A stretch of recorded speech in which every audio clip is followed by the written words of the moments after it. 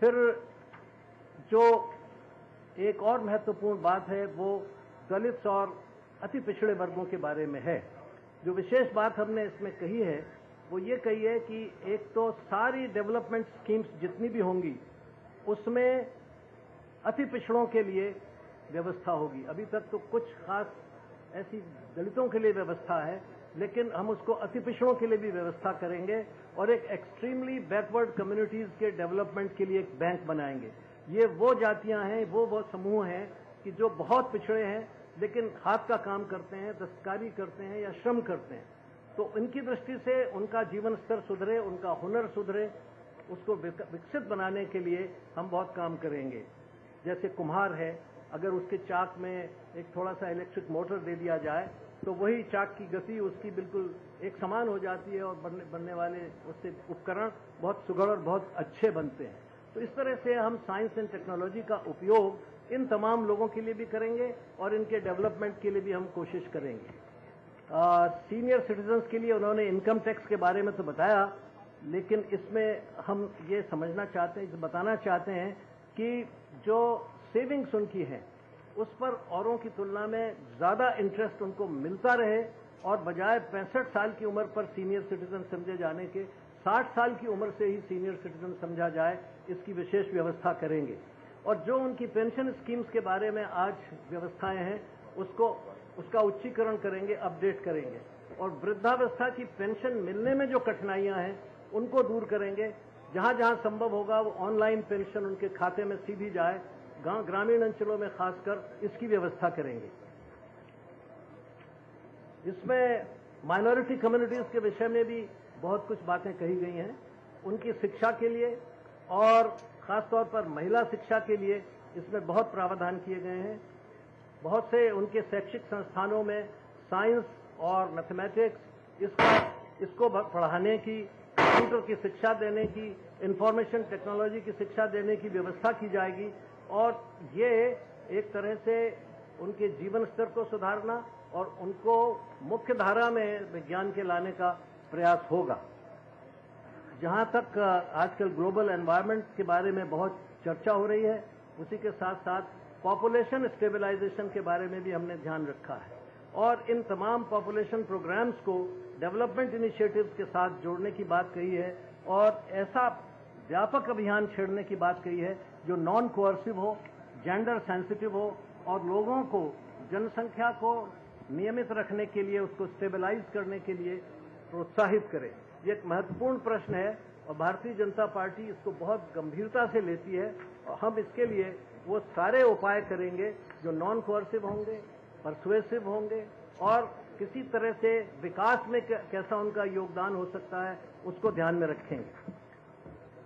जो आजकल green earth का अभी हम लोगों ने दिन मनाया है, ये बहुत महत्वपूर्ण है। ग्लोबल वार्मिंग को हम बहुत ध्यान से उसकी चिंता कर रहे हैं और इस बारे में हमारा ये कहना है कि हम उन तमाम टेक्नोलॉजीज को विकसित करेंगे जो लो एनर्जी होंगी, जिसमें कम एनर्जी का उपयोग होगा।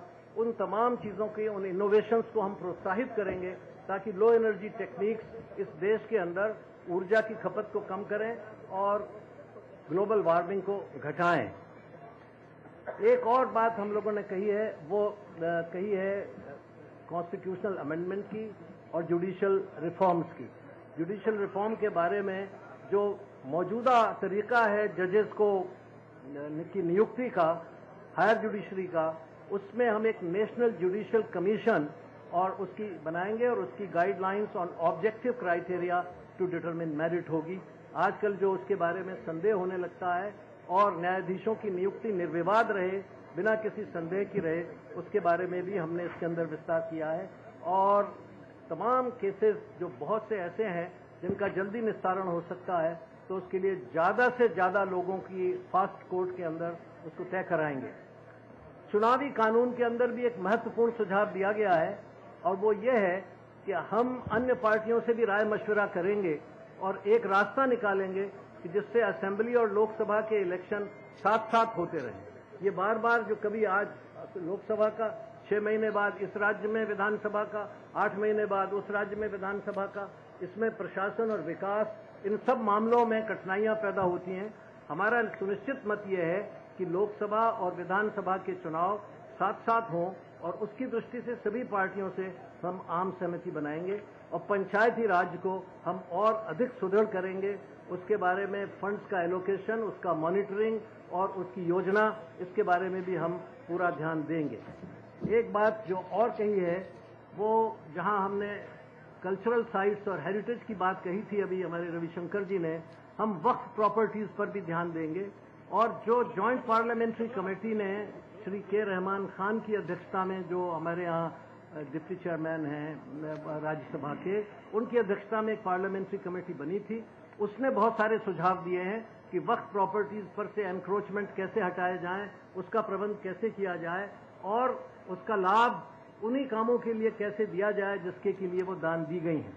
और दूसरी ये कि हम जो हमारा पुरातत्व विभाग है उसको पर्याप्त साधन देंगे कि जो देश के अंदर जितने भी नेशनल हेरिटेज साइट्स हैं उनका रखरखाव और उनकी सुरक्षा बिल्कुल ठीक हो। भारतीय भाषाओं का हम बहुत विकास करेंगे।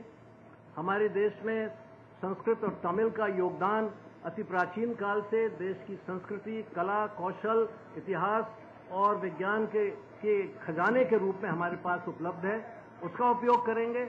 और जितनी भाषाएं और बोलियां हैं जो देश की समृद्धि है, जो देश की विविधता का प्रतीक है और देश की एकता का भी प्रतीक है, उन सभी भाषाओं और बोलियों का सम्यक विकास करेंगे ताकि वो एक ज्ञानप्रद समाज, एक नॉलेज सोसाइटी बनाने के लिए महत्वपूर्ण भूमिका अदा कर सकें।